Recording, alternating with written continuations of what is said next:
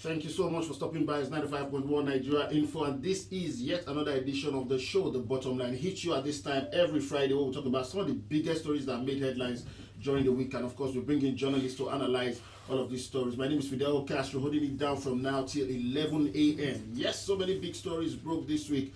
Just when I thought I was going to go through all of these big stories, I thought to myself, instead of going through all of these big stories, even though I'll have my guests talk about these big stories, let's look at some of the utterances that the President of the Senate has made over time, and it's really made him sort of infamous on social media. And of course, you know, the last one coming in just this past week when the nationwide protest, the hashtag End to Bad Governance protest started, and he, hosted, or rather he was in the midst of Niger Delta youths, and of course he made a comment that was not really palatable. We'll take a look at that. We'll take a listen actually. Maybe this show will just take a look at all of the many gaffes made over time by the President of the Senate. Yes, you can call it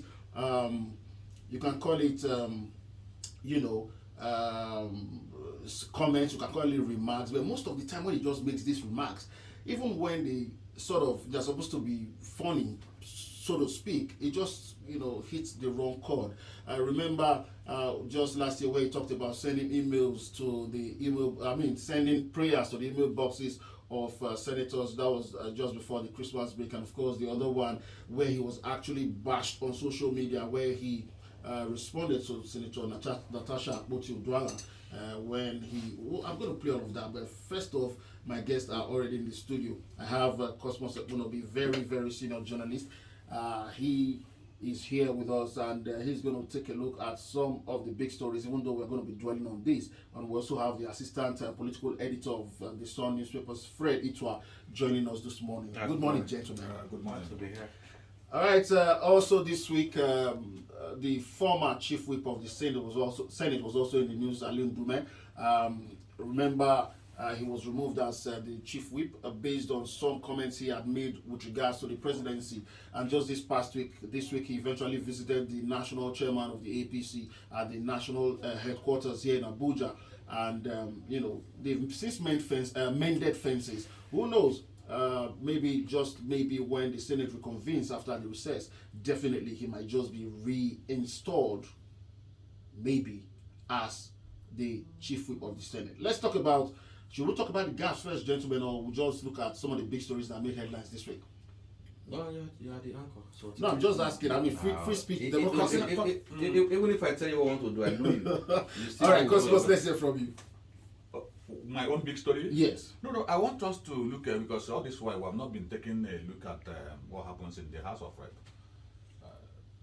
I don't think we do not receive 900,000. We receive 600,000. That's what they said this week. Well, I want us to look at the sudden dissolution of the Joint Committee on the downstream and the midstream. Yes. That was set up to probe the rots in the oil industry and the crisis that is brewing the House of Rep now, following that dissolution, and then the division the probe has caused in the House. And of course, there was also talks about people paying certain amounts to get to become committee chairmanship and all of that. So my concern is that a House of Rep as an institution will take a decision to probe an institution. All of a sudden, certain group of people will begin to back the very person they ought also put on the district to answer some questions. They started defending the person. All that the speaker could do was to dissolve the committee, and then giving the impression that maybe the committee might be doing them harm, the APC harm. See, it has to show us that NNPC is a no-go area. It's a no-go area. So every attempt in the past to probe MPs is also always ending in this way. So it means that they will continue with whatever they're doing. Nobody should even ask questions. And once you want to ask questions, they begin to think that you want to hurt their own kinsmen, or you want to even probe the federal government. And that was NNPC. Still talking about the NNPC, the GMD of the NNPC, Menekari, was really talking tough this past week, Wednesday, when he appeared before the Senate committee, investigating the alleged sabotage in the oil sector. And Same it came. probe, It was actually a stakeholders meeting, an interface. It wasn't. I mean, the public hearing holds 12th to 14th of September, but this was just supposed to be a stakeholders meeting, and he came out talking to us that the NNPC, those of us there, we are not thieves, we are not saboteurs. We are not responsible for the importation of substandard or adulterated petroleum products.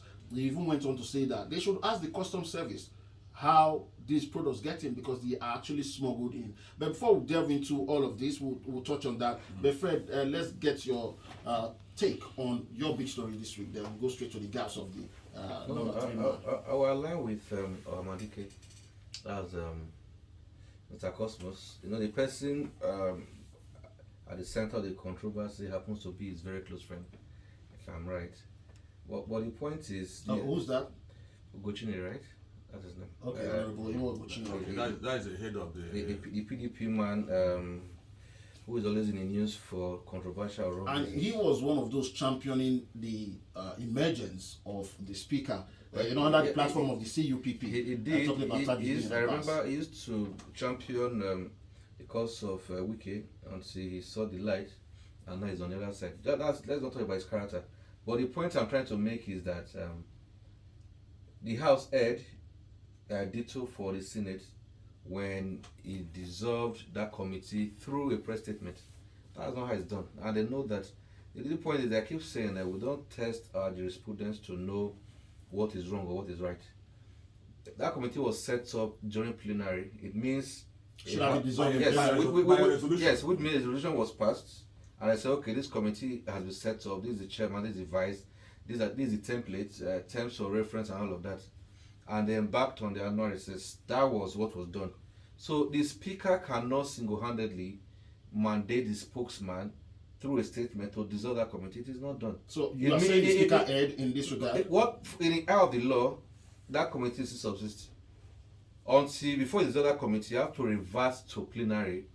There will be a motion to that effect to say, okay, based on this evidence, this committee stands dissolved. And they'll put it to a voice vote. And people will either say yes or no. And whichever side will have it, that will stand. But you cannot dissolve a committee through a press statement. It's not known to law. And he knows that fact. And the other one they also did, they've merged the committee of the House and that of the Senate. Also through an informal means, a statement. It is not done. As at where that committee was set, just like having a conference committee. Which committee are you talking about? Senate. Okay, the one investigating. Yes. Okay, yes. They were not supposed to. A committee was set up. They did not say a joint committee. I was actually shocked when I saw. Suddenly, they want to control the yes, process. because suddenly you've done that with the leader of the Senate as chairman of that committee. Yeah. I know what the outcome of that will be. And some things have happened which, if I talk about them here, you'll be sanctioned. So obviously, all right.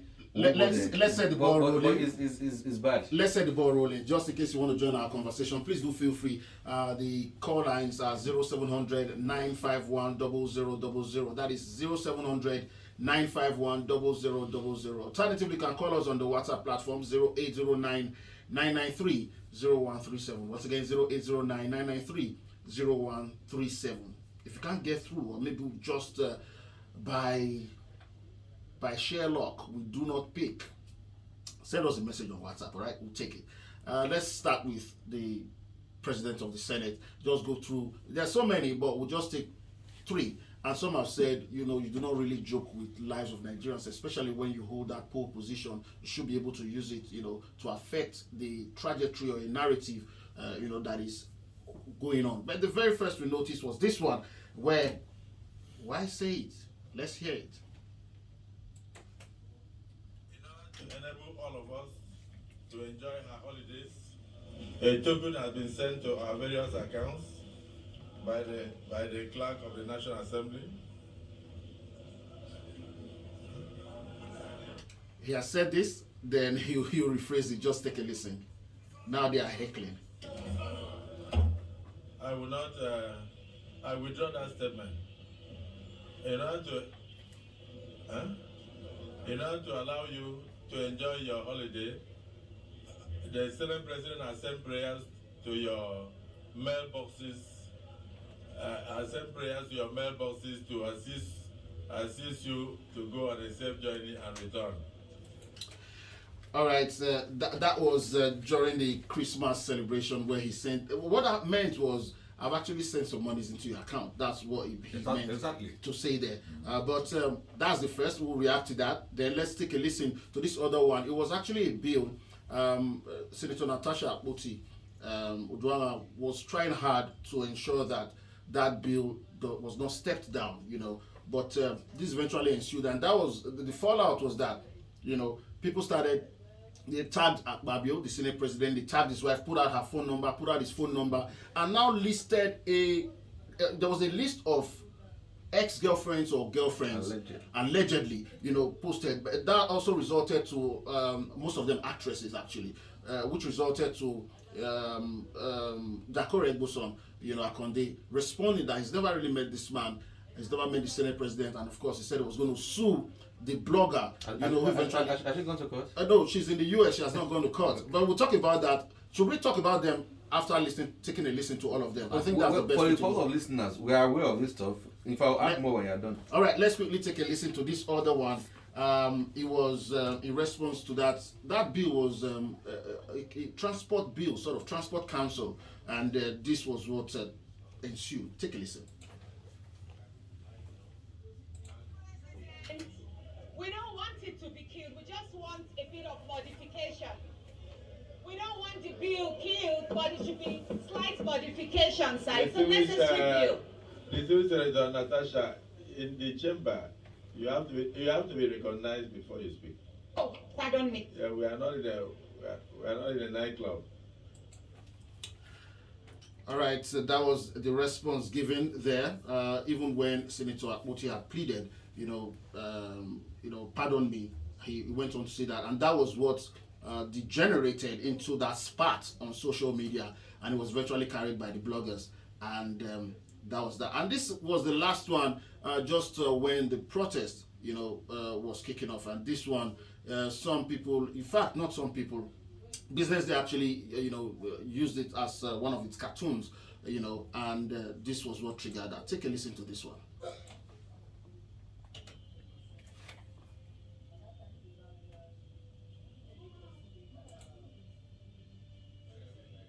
I must thank Niger Delta. We are not interested in regime change. Let us own this government. Those who want to protest can protest, but let us be there eating. Am I right? And that was the last one, that just popped up last week, and it was the one you didn't add, if you recall. No, I said there was another one where that was last year, where the motion was up, and once Senator, I can't recall his name, proposed an amendment, and Akpabio was laughing heavily, and he said those in support that we should let Nigerians breathe say aye. Yes. If there was a motion, and he was laughing.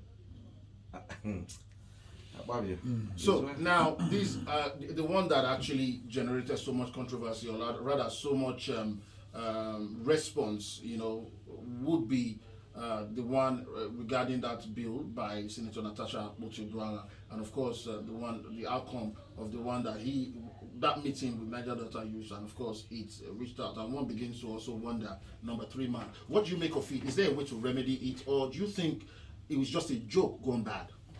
No, Akpabio, it's hard to manage someone like Akpabio. Unfortunately, does not also have a good media manager, which you and I know, of course. Why would you say that? I mean, because we know him. He's a politician who does not understand the media. He was in political Siberia. He was brought back by the Senate president to head his media team, which for me is his biggest mistake ever. That appointment. So the man doesn't even understand how the media works. So sometimes if you're a good media manager, like he should be, when your principal makes a statement that is going to be controversial, of course, once he's on air, you're supposed to watch him. And once that happens, in less than 2 minutes or 5 minutes, from his office to the press center, it's very close. He's supposed to rush down and manage it before it goes viral. But must the principal listen to his aide? What if this thing happen and No, I'm not even talking. No, I'm even talking of doing your job now. All right. A principal is up there presiding over plenary, he makes a statement that would cause trouble eventually.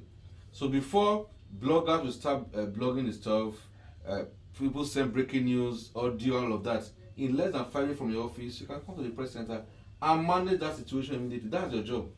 Instead, I'm sure that man has already been to that press center once or twice. They say he comes, he jokes around, and he leaves. A media manager, he has no business being in that office. If I'm Akpabio, I'm having this kind of bad publicity with a media manager like him. If anything more than sack, that's what I would do. And to manage someone like Akpabio too, I know it's quite a difficult task. But if you hire somebody who is competent to manage you, these are the kind of results that you get. There are other Senate presidents that were there before him. Lawan was there, who one day said a kid woman to death, which was like, but it was not a joker like this. Akpabio has reduced that position to that of comedy. But when he sits there, what you hear but is sometimes don't you think it doesn't really mean some of these things? It's not about what he means, it's about the fact that he's the Senate president.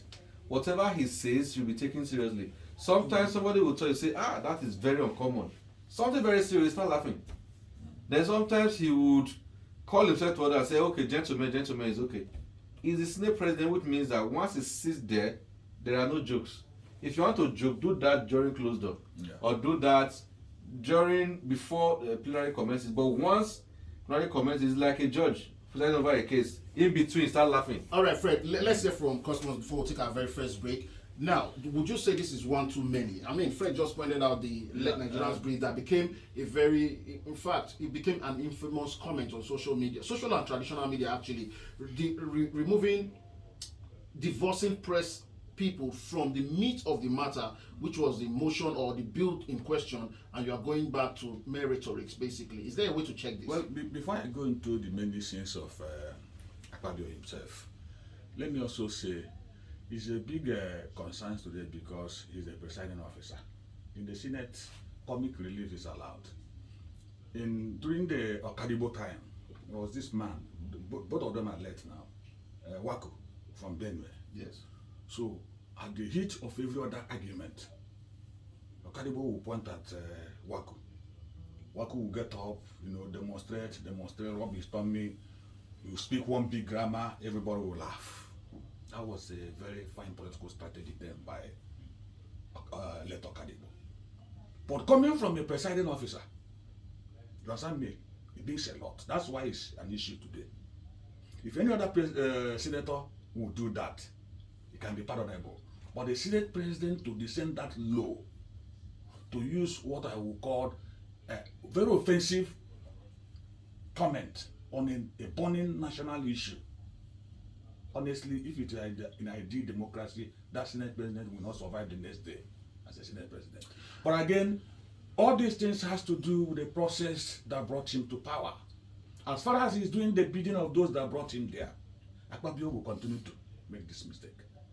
He's not looking at the 109 senators. He's looking at the man that is giving me protection. Am I really serving you well? But that's not the first time the man at the center is, a determinant factor, so to speak, on who becomes the presiding officer. So why is this one different? This one is different because it's so obvious. It was so obvious and he has never hidden it. Do you know that the Senate president, by the reports we get, is always getting to the villa before coming to the chamber? Particularly on a day there was still permission. On the day they will discuss any serious issue, he will go there to get the angle, the line of argument they will do. So he's not looking at the problem is detached from the senators, and he's banking or relying heavily on those people that put him there, and those people that are the senators in themselves are also afraid of going after him because they are also afraid of the man that put him there. It won't be yours. So would you recommend he stops ad-libbing? I mean, after any passage of a motion or a bill, just say the bill is passed and no remark? Would that save this situation? Well, they've been doing it now. We have seen some bill or even motion pass within hours. Understand me? All right, we'll take our first break, but just to bring to perspective, I remember when Senate President David Mark was the president of the Senate, really, each time he says to a lawmaker, check your mic, it either means that your time is up, or don't toe that line you are towing. You know, I also remember when they walk up to you, just where you are, I mean, at the head of the table, it could be, please, I think you are dozing, please don't sleep. Because I remember Chuba Kadibu, there was one incident where he was dozing off, and a lawmaker said, the Senate president was sleeping. He said, "How can I sleep when we are thinking about serious national issues?" Well, they all have their styles. Drop your comments on all of the things we've talked about so far. All of the things we've talked about centers around the president of the Senate, some of his comments, some of his remarks. We also talked about the happenings, or rather the goings on in the joint committee, the ad hoc joint committee investigating, alleged economic sabotage in Nigeria oil industry. We're talking about that. You can drop your comments on that. When we come back, we'll talk about Senator Ali Ndume, who is always in the news for the right or the wrong reasons. We'll talk about that and how that meeting with the leadership of the All Progressives Congress and the aftermath of that meeting. Do you see him coming back as the chief whip? We'll be talking about that. But keep your comments coming. I see them. I'll give voices to your comments after this break. 0809 993 0137. Yes. We're still on 95.1, your number one top news and sports station. We are the passionate, trustworthy, and conversational station. Stick around, we'll be back in a minute. My name is Fidel Castro. Don't go nowhere.